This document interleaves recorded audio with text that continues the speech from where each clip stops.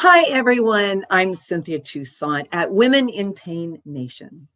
And today I'm going to do a hot take interview. These are bite-sized conversations with women in pain and pain experts that speak to the lived experience of those of us with chronic pain. And today I'm going to be talking with the lovely, the wonderful, the smart, one of my favorite people, Ms. Heather Grace, the one and only. So Heather lives with Ehlers-Danlos and developed CRPS2 and severe chronic pain after a cervical spine injury. By dedicating herself to improved overall well-being, her condition improved, and that's what we're going to be talking about today. Heather is now a social worker who helps traumatized children, despite the fact that she once thought she would never be well enough to work again. Wow. So that being said, welcome, Heather Grace. There you are. Thanks for having me. Heather, thank you so much for being here. And I know this is a busy time in your life, and I feel like you did it as a favor. So thank you so I'm much. happy to be here. Oh, thank you, Heather. Thank you so much. I didn't mean that as a bad thing. So your story, to me, it's like a miracle. It truly is. And it's so inspirational to me. And I know it will be to everybody. This is a TK to come. It will be inspirational to every woman in pain and their caregiver watching and every loved one who they will have watch after they hear this story. And our topic is healing from chronic pain. And I can't talk about that with most women in pain. And so I'm just really grateful that we get to share, that you are sharing your story with us. So thank you again. I'm going to embarrass you. So can we start by having you tell us the Reader's Digest version of your pain story? Sure. So I had a pretty bad car accident when I was 19. I was a backseat passenger, and my neck had no support in that older car.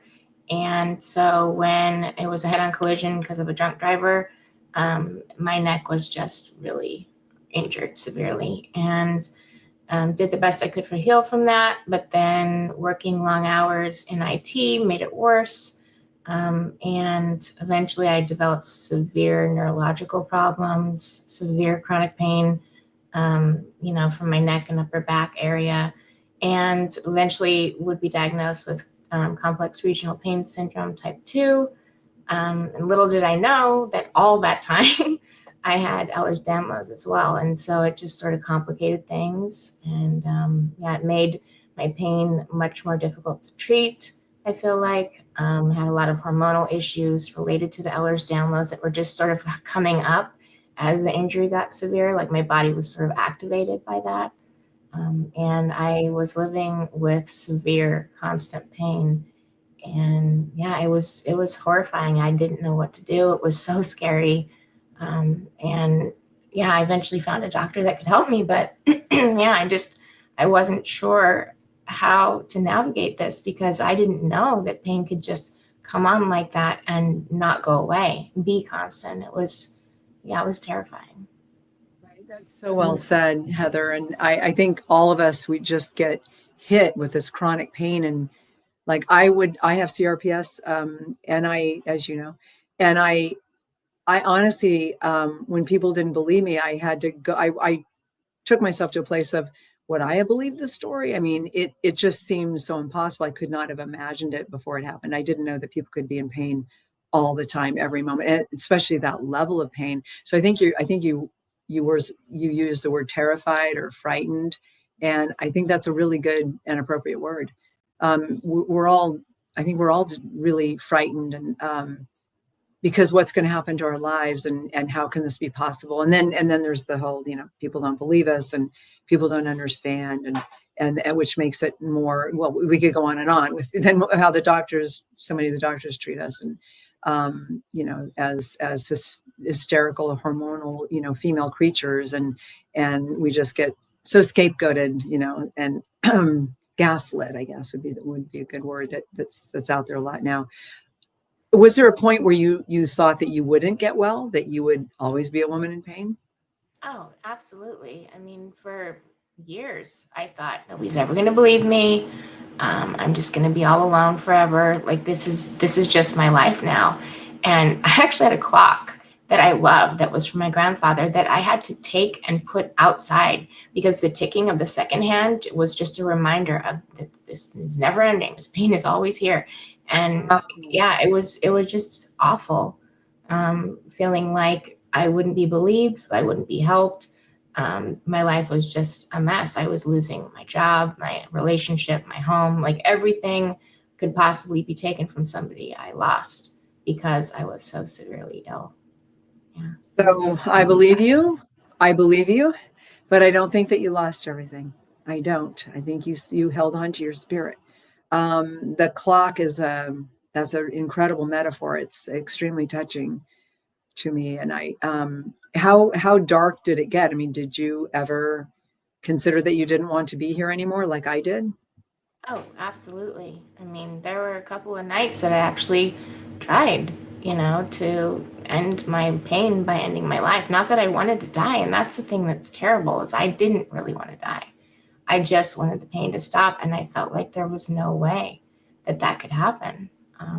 I talked to everyone. I told them the truth. They weren't believing me. It was awful. Wow. Like, neck surgery didn't help. I thought that would be the end of it. It didn't do anything but make it worse. Suddenly, I was having neurological symptoms that I couldn't even use words to describe because it's so difficult, as you know, to put into words how something feels when you're having these weird sensations in your body. And yeah, it was really scary just realizing that this may not ever end. This might be my life. I might never work again. I might not ever have any of the things I dreamed of. And I was in my late 20s when Yeah. things got really bad. And I mean, you're reminding me wow, of, is this my thank you for being life? so, yeah, I'm sorry. Um, so much is popping up for me right now. I remember when I never wanted to die either, but I thought about suicide quite a lot because it was the only way to get out. And it would, but I never, like you're saying, I never wanted to die. I wanted the pain to stop, and I didn't see any way to get it to stop. And I sometimes I think it's maybe a coping mechanism to think we have no control. And I think it's a coping mechanism to, if tomorrow I have this way out, I mean, we have to have some control of our lives. And it's just, as you keep saying, terrifying. And so I want to make that point that I don't think any of us want to die. I think we want to get out of the pain. And I remember my mom once saying something to me like, I'm not like you. I don't want to die.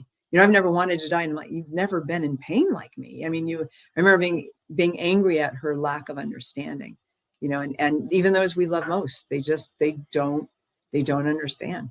So I love how you said, I just kept telling the truth, but it didn't get any better. Sometimes the truth, I don't know, for women in pain, that's not enough.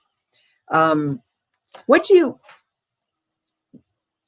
attribute your pain to? Do you think you know why you have pain, or do you not know?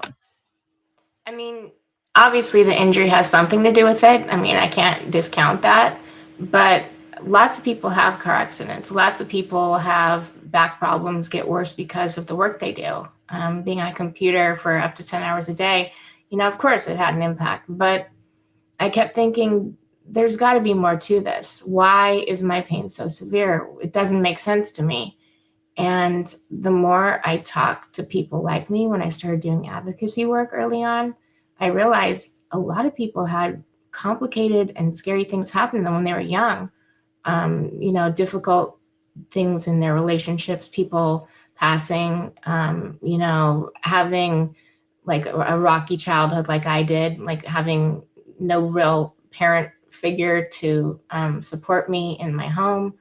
And I feel like it had to be more. There had to be something else. And then I read Why Zebras Don't Get Ulcers by Robert Sapolsky, and I thought, this makes sense. Stress, the stress I've experienced from the time I was little, it has to have something to do with it. So I was kind of putting the Constant pieces stress, together. right? Chronic stress. Yeah. I read it. I love that book. I love that book. Yeah. Chronic stress, right? And we're in fight or flight all the time. And I didn't realize, until later, oh, trauma, that's really what it was. All the things that happened in my childhood, just not being able to count on either one of my parents to be there like they should, being in fear so much of the time from my father being such a destructive force, just not feeling safe is, I think, a huge damaging impact to your nervous system. And I don't think that somebody who had had an easier childhood would probably have been as sick as I got. I think my nervous system was just set up for this. I agree. And as you know, I've had all kinds of trauma in my life too, in my early childhood. And I used to always wonder, people get CRPS, but they're not in a wheelchair like me. Why did I get it so bad? And when I look at my level of trauma, it's just so high, and what that does to our brain, how our brains develop incorrectly, and we're so all amygdala, or the emotional part of our brains get bigger, and then the frontal cortex isn't as big, the part that the logical part, and that's really interesting to me, and being in fight or flight, having all those negative chemicals going through our body, even in our mother's wombs, whatever. My mother was being beaten up by my father, and the chemicals that were going through her body were also going through my body. How can we not be affected by that? We are affected. And of course it leaves us vulnerable for illness, and it just makes sense. And I think that it's really important. It's really important, I think, to face our trauma. If we all want to get well, and I think that I don't know how you feel about it, but I feel like if we don't address our trauma as part of our wellness, we're probably not going to get that far. Oh, Do you absolutely. what are your feelings? Yeah, Yeah. absolutely. I mean, I think, Yeah. going to a good doctor helped a huge amount, but it wasn't just about the physical. It was about, finding my way forward in a healthy way. And my doctor actually did emphasize that, which was great. What are you Well, doing to improve your life? Now that you're getting this pain under control, what are you doing for your life, for your future? What are you doing to make you happy? What are you making to keep your brain active since you're not working at this point? Like, what can you do to make all of this better? And I was, going to therapy and, working on my inner, areas, not just the yeah, physical, sure. and trying to deal with the trauma and Right, the pain and all of the stuff that happens when you're not believed. All of that, I was, right. trying to That's work. trauma, right? Trauma on top of trauma on top of trauma. Yeah. Yeah, we have so much as women in pain. I like too that your doctor put you in charge. You were responsible for your own wellness. I like that he or she was really saying, what it was saying, what are you doing? Is not so much what am I going to do, but what I love that. I would like that doctor very much. That's really supportive, and then it's real. Um,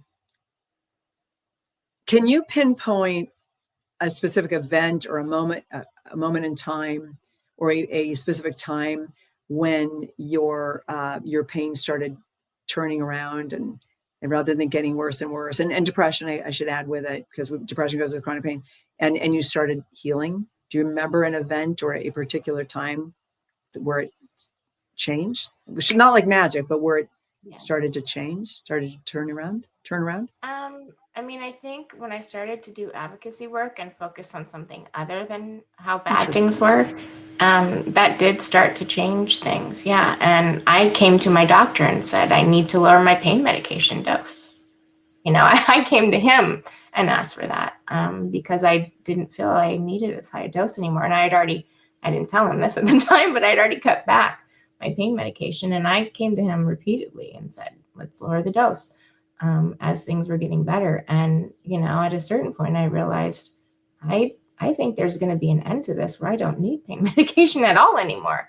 And I was really excited, and, just putting in as much effort as I could to be more physical, to, still take care of myself emotionally, obviously, do some meditation when I could, and, doing things when I'm having a hard day, like talking to a friend or seeing a silly movie that, kind of takes me out of it. All of those things, I think, helped me really turn things around in a big way. So, And right. Go yeah. ahead, sweetheart. No, I just think that, if I hadn't worked on both my physical well being and my emotional well being, that I wouldn't have gotten as far as I did. Yeah. That's, I mean, our mind and body are the body mind, right? I mean, it's one, and they work so beautifully together.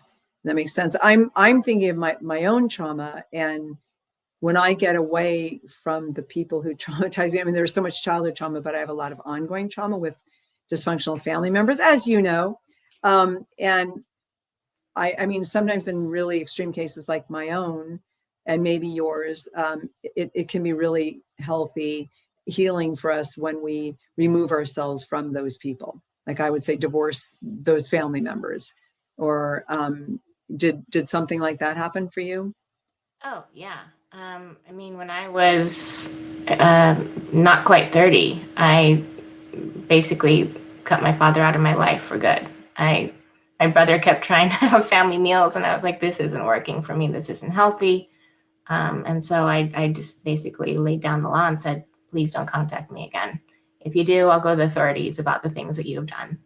So please don't. And I think he was afraid enough of that he left me alone. So Yeah. that was big. And then, I tried so hard to make things work with my mom because I felt like she was going through trauma of her own. She did the best she could. Like I made a lot of excuses, honestly, for her bad behavior, not treating me the way I deserve to be treated, frankly. And at a certain point, when she was screaming at me and hung up on me, I decided I'm not calling her back. I'm just not. And, Yeah, go ahead. it made a big difference. I mean, I think the emotional Can you hear? turmoil of just, is she going to treat me kindly in this conversation? When is it going to change? What word am I going to use that she doesn't like? Because I was always walking on eggshells with her. Oh, yeah, I get that. Oh, Yeah. I'm sorry. I just, that's resonating with me very strongly. Yeah. Oh, for sure. Yeah.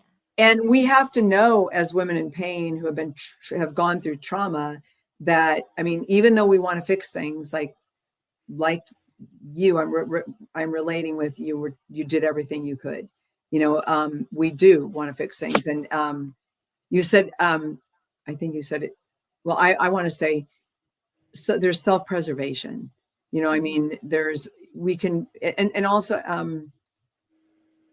I think that I don't know if you talked about blame. It's maybe I'm writing my own notes, but I think it's not useful to blame a person who traumatizes us, because they're doing their best. They were traumatized. It's generational. So they're doing what they were taught.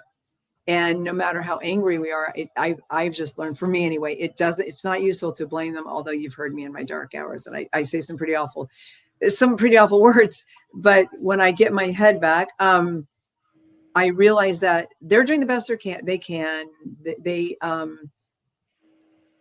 They were abused, and it's nice, even if I think forgiveness, I'm kind of throwing that away. Like, yeah, forgiveness is all nice, but it kind of like, it's like a sort of a Hallmark movie. It's, if you don't feel forgiveness, I've recently come to this feeling, if you don't really feel it, I think it's okay to not forgive, to hold somebody accountable, but you don't have to forgive them. I don't know if this is making sense. You don't have to forgive them. I think that compassion is more important. Yeah. If we can feel compassion for the person because they went through their trauma is horrible, and they can't do better. That's so hard. And I'm not the one being interviewed right now, but obviously, no matter how angry we are at somebody, I think it's very helpful to know that they went through something horrible. That's the only reason they would act this way. And we need to know that, well, some of us don't have the strength, but I think that we need to work really hard to have the strength to do what you just said, and to set your boundaries. And if the boundary is, I only talk to you, and if you talk to me with respect, or, if that's a boundary, that's great. If the person can follow it, we'll follow it, keep their word. But if they don't, and they keep hurting you, which sounds like it was in your case, and also it's in my case as well, for our self-preservation, we need to walk away. And that is really the last thing. We try everything before. You just said that. You just beautifully articulated that. And so did I. But sometimes it gets to the point where we, as you know, where we have to, the only healthy choice is if we walk away.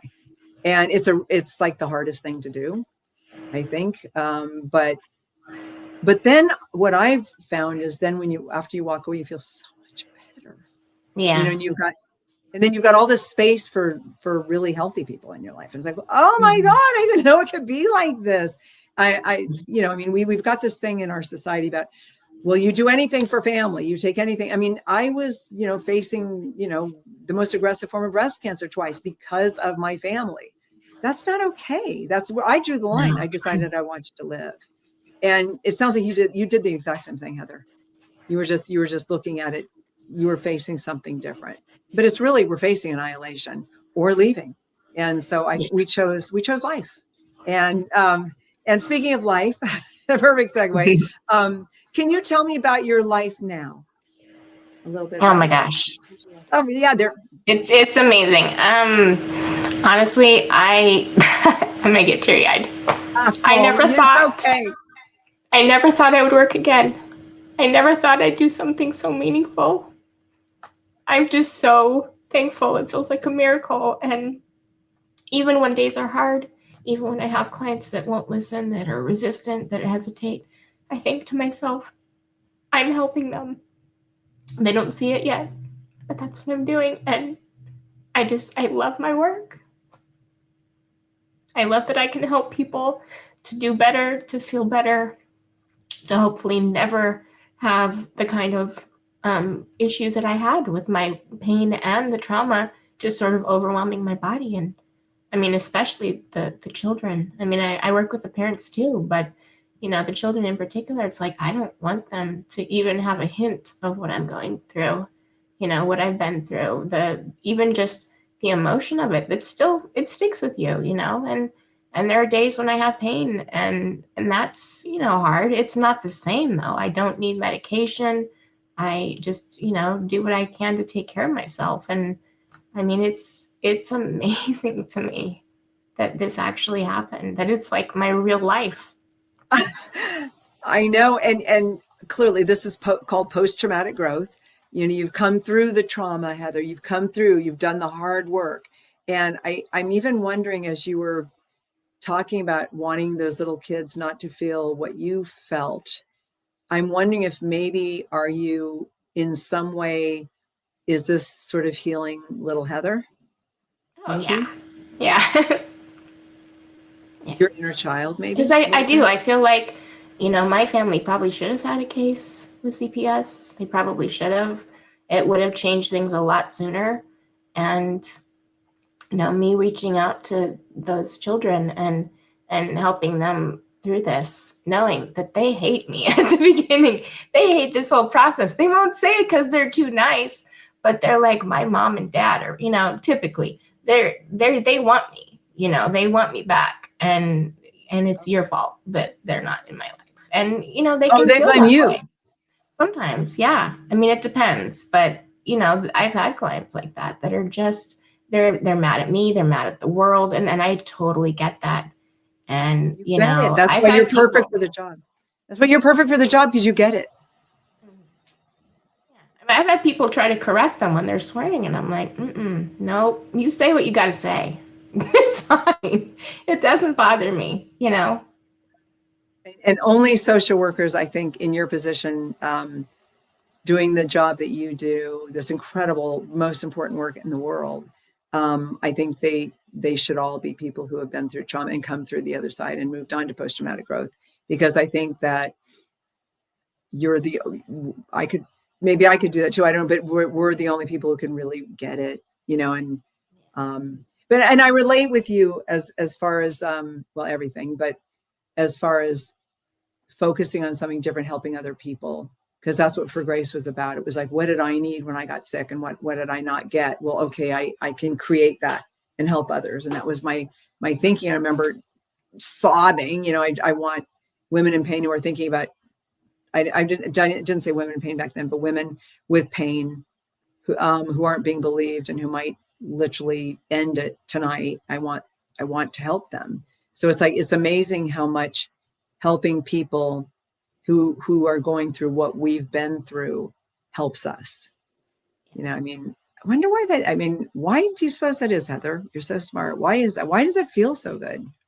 I mean, I think part of it is just, making right a wrong. If there's a way to help them find health, to be happier, to be in a situation where they're cared for the way they deserve. I mean, that's amazing. And with the parents too, like you were saying, they do the best that they can in that moment, even when they're not doing the right thing.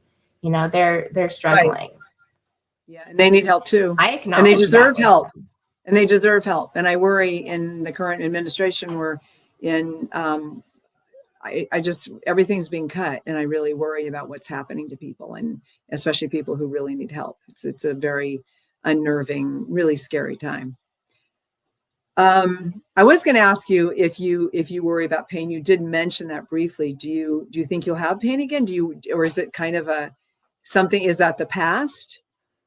I mean, I'd like to think it's the past, but a part of me will always be concerned and very vigilant if I'm having any symptoms to definitely look at that right away. What can I do? Do I need to see a doctor?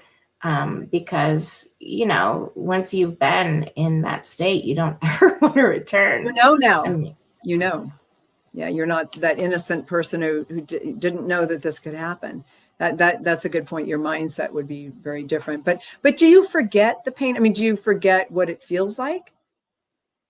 I would think you would. Yeah. There are times when, I'll go through a couple of days and things will be fine. And then suddenly I'll feel a little twinge in my neck. I'm like, oh, yeah, I do still have pain. It's kind of funny because, I mean, I used to feel it every minute of every day, and I couldn't imagine that changing. And so this is what we have. Yeah. I am talking too much. I'm sorry, but I'm resonating with everything you're saying. And I have another question for you. But first of all, what you believe in self-care like I do. And yeah, and I love all the self-care. Can you just share a bit of what you do for self-care? Well, like I said, meditation is a big part for me. Taking time to just be with myself and do the things I need to, whether it's, doing my nails or, getting away for a weekend in the Redwoods, which I did just recently, and it was amazing. Just the things that give me joy, the things that make me smile, being around people that are positive and happy and fun, just all the things that I didn't get to experience much when I was in such severe pain are the things I focus on way more now, knowing that this is what health is supposed to look like. This is a way to keep myself from going back there, and making sure I'm active, taking care of my body, putting the right foods in it. A lot of sugar sometimes, but other than that, I'm pretty healthy. Me too. Sugar's not so bad for you. But you eat a gluten-free diet, don't you? Yeah, gluten-free, preservative-free. Not that I have a choice, but yeah, both of those. Yeah, that's so cool. And then you exercise, you move around.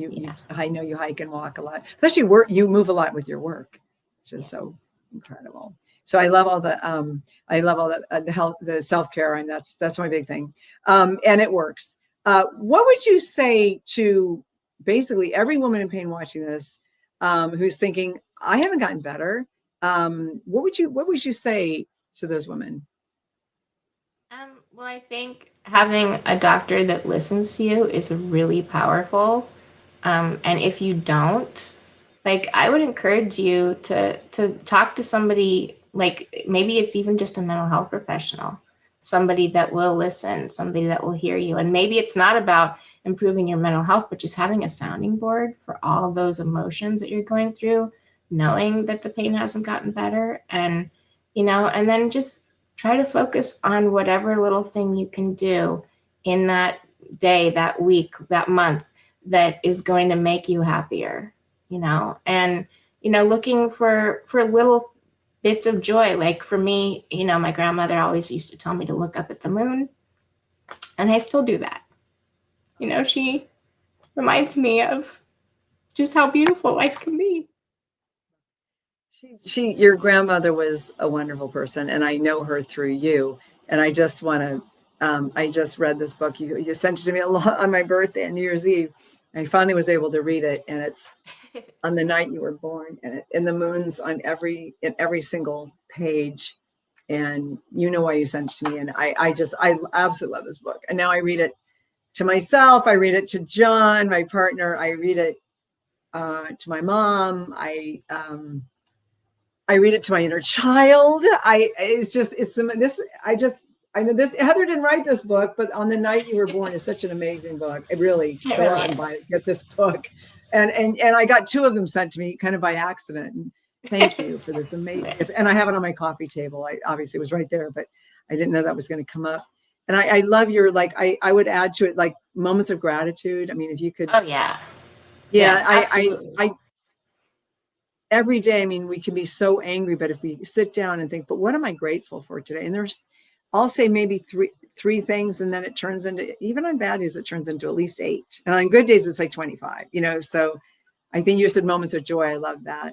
And then also I love yourself. I mean, we deserve, if we don't love ourselves, kind of who's going to, I think the way we love ourselves is how we teach the world, to love us. And I guess I just wanted to stick two in there. Heather, thank you so much. I think finding something you're passionate about, right? Like that's really vital too, Absolutely. Whatever makes you feel like you're doing something good, makes you happy. Do it. Find something passionate and do it. And know that you don't have to do it in the same way maybe that you did it before. If you did it before, you can find a different way. I just sent a ballet that I was a professional ballerina. I sent a ballet that I choreographed. So I wasn't dancing. And it was my pain story with John. So it was a pas de deux to the man and the woman. And I just sent it to somebody because she had seen it on a talk I did.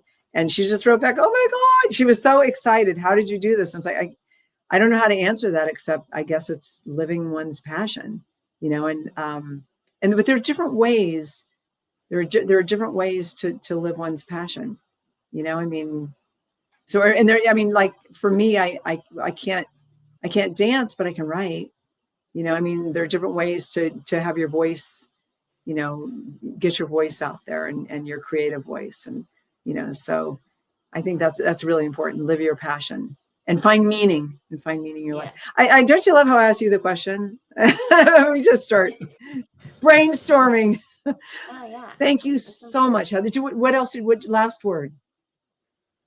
I just think have good people in your life too that that support you no matter what. I mean, that's so vital, so important. Love you for who you are. Yeah, absolutely. Perfect. Pain is hard enough. I know it's hard enough. I know. And be easy on ourselves and know that we're going through a lot. And I love you, Heather. I thank you for this interview, and we'll be talking soon. We will be. And go enjoy your day off.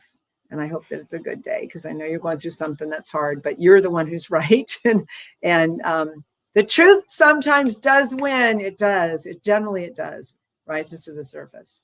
So thank you for this time I know what is a hard day for you. This is a hard day. Wow. Look at how great you are on a hard day. Thank you so much, Heather. And everybody else, thank you so much for joining me today on this hot take interview with wonderful, lovely Heather Grace. You see why I love her so much and what an amazing story she has. And please, in the comment section below, tell us about your healing with chronic pain. Have you healed? Are you in the process of healing? Did you get some ideas from Heather today, and you're going to be doing something different to help you get to a place of healing? Because we know now from Heather Grace that it is possible. We women in pain are not necessarily always women in pain. So I look forward to getting all your feedback. Heather Grace and I are just 2 inquiring minds who want to know you are important. And sending so much love out to all of you, Women in Pain Nation. I'm Cynthia Toussaint signing off for now. Thank you all so much for joining me, and I'll see you really soon. Bye-bye.